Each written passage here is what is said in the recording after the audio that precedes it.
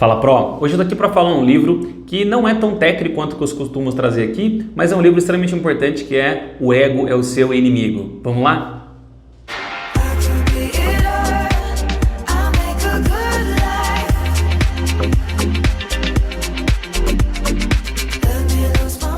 Bom, esse livro, ele não é técnico, como eu falei, ele é diferente dos outros que eu costumo trazer, como eu já falei, né, de livros como Conceitos de Liderança, como falei sobre o livro do Jim Collins. Então, aqui, ele é um livro diferente porque ele se trata de uma competência a ser adquirida pelo empresário, mas que não necessariamente tem uma técnica clara que A mais B igual a C. É um livro que exige que o empresário tenha uma abertura a um conhecimento um pouco mais sutil, um conhecimento um pouco mais humanizado para compreender o que nós estamos falando aqui. Tema de uma das minhas mentorias, essa parte do conflito, né, do ego, é preciso entender o que é esse ego que ele está falando. Não é sobre as pessoas serem egocêntricas, não é sobre isso. O ego, nesse caso, é o mesmo, muito próximo aos conceitos do freudianos e o conceito budista da questão. O conceito do ego, né, do egocêntrico ali, principalmente do conceito budista, é aquilo que nós muitas vezes vamos criando ao entorno do nosso nome, ou da nossa falsa sensação de eu, essa falsa sensação que eu sou isso, eu sou um empresário, eu sou paulistano, eu sou isso e aquilo, e aí isso vai formando um peso em cima da gente, porque a gente começa a vestir muitas carapuças e tem que manter isso, que eu sou, que eu estou, que eu tenho, ou empresários muitas vezes que estão no processo de downsizing, que por exemplo é quando a empresa precisa fazer uma redução, demissão de funcionários, reduzir a operação para poder pagar as contas, e muitas vezes o empresário pequeno precisa voltar a ser só ele sozinho, ser um autônomo, e ter a humildade de poder colocar os pés e poder realizar o dia a dia de novo ali.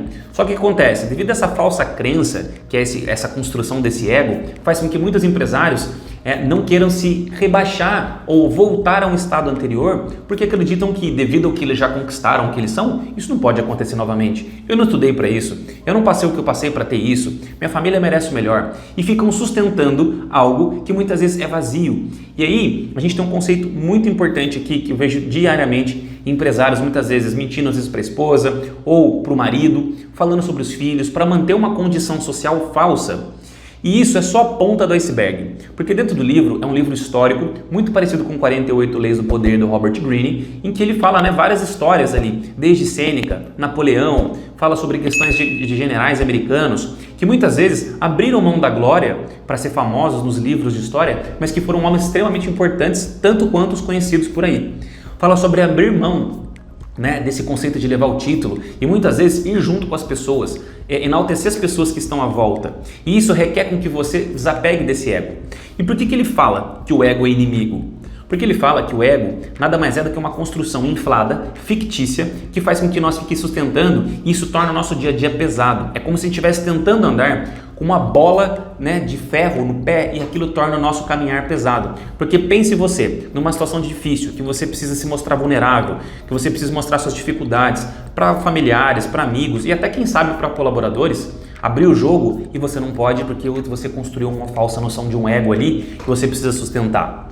O budismo traz o conceito, né, não está dentro do livro isso, mas é sobre os três senhores do ego, né? O senhor da fala, eu não me recordo exatamente os três, mas é o senhor da fala, o senhor da mente e tem mais um outro.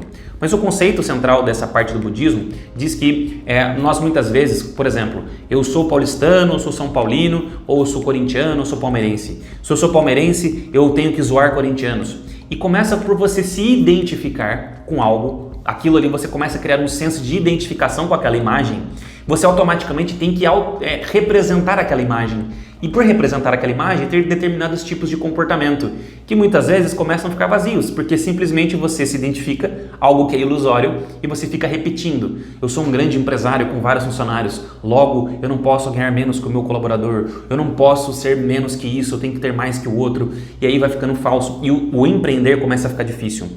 O importante é a gente ter uma noção de como o nosso propósito, ele pode muitas vezes facilitar um processo da prestação e do servir. Servir para a sociedade, servir para os nossos colaboradores, para os nossos clientes, a fim de que isso sim seja a parte mais importante. Porque quando a gente faz um processo o tempo inteiro baseado somente em meta pela meta para alcançar algo, e não que a meta não seja importante, e nem que ter ambição seja ruim, mas que você só faz por isso, quando você obtém, aquilo perde a graça.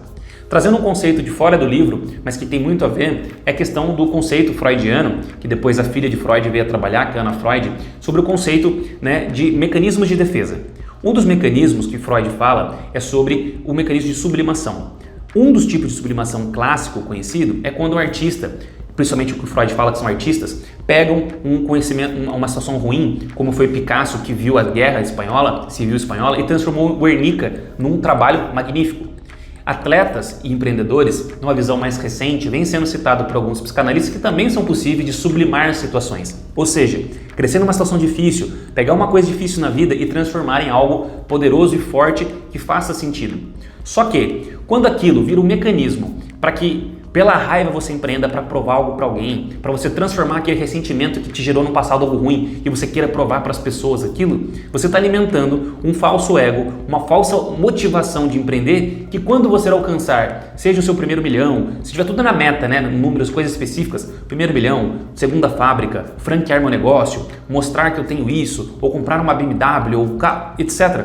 Tudo isso quando fica com um objetivo muito claro, com o fim, isso pode ser sublimado. E aí o que significa? Que aquilo vai perder a graça para você. E tudo que você construiu, aquele castelo todo, começa a desmoronar. E isso é estudado por vários psicanalistas contemporâneos.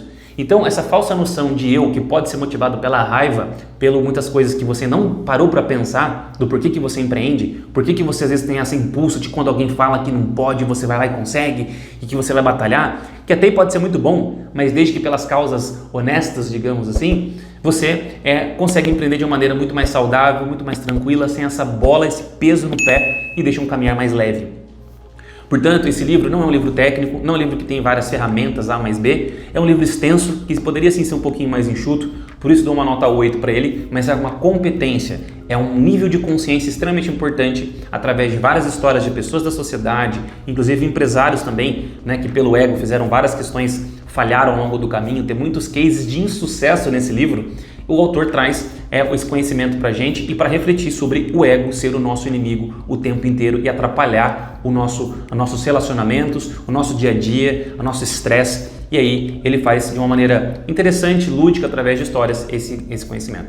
Esse meu conteúdo te ajudou? Você tem alguma coisa sobre esse livro para comentar? Deixa aqui embaixo, não esquece de curtir, se inscrever no canal e mandar para quem precisa, porque constantemente eu faço conteúdos aqui gratuitos para empresários. Beleza? Espero que tenha te ajudado, a gente se fala no próximo vídeo.